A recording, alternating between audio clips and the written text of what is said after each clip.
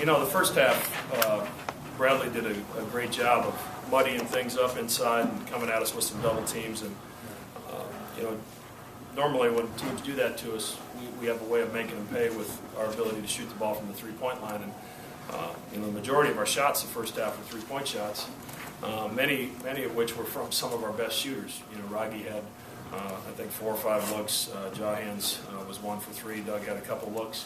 And they just didn't go in. So we decided at halftime, we're still going to shoot the outside shot, but we need to play inside out. And you know, the key to the game was us scoring 4 straight possessions to start the second half and holding them scoreless 4 straight possessions to regain that lead and get a little bit of the momentum of the game back, because they did a great job of keeping us from getting it the first half, and that's credit to them. Questions for the student athletes first. Both guys talk a little bit about altering that offensive philosophy in the second half. I just feel like we just made more of an effort really to get the ball inside and just keep pushing in transition and get back to what we normally do and just play inside out for Coach Silver. Yeah, I mean, that's kind of what our bread and butter has been all year, play inside-out basketball. So we adjusted at half, and the guards did a great job of looking inside with Greg and myself. Austin, how did that in particularly change how you went about things out there that second half? Well, my man was doing a lot of the digging, so it left me open for a lot of threes, and I just been in the gym working with coaches and just kind of just staying after my shots, and I mean, it paid off.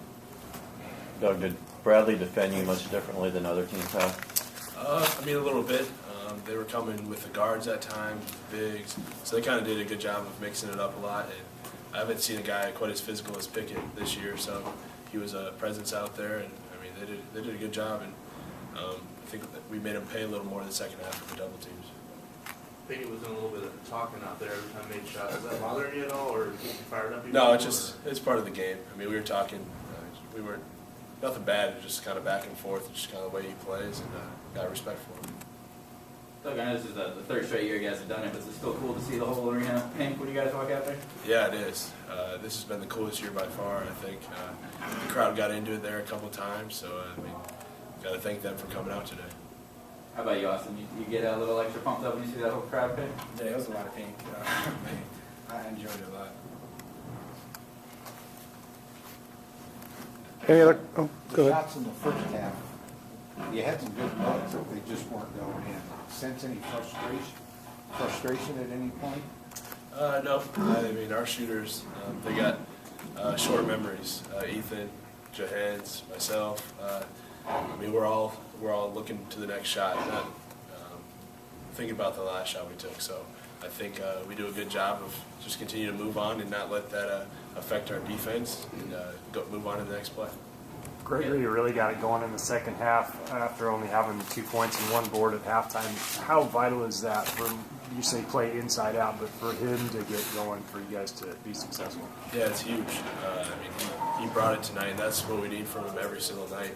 And I think he knows that. And he was a presence defensively, altering shots, and I mean, it's a lot easier guarding the ball when you know you got a 6'9", 270-pound guy there to protect the rim. Have either of you ever been part of a half where you took 21 threes? I don't know. With this team, it doesn't surprise me though.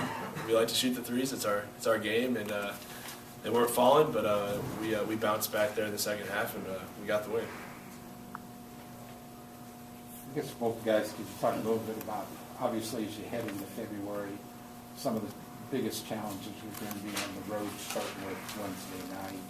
I guess just how this team's prepared for that.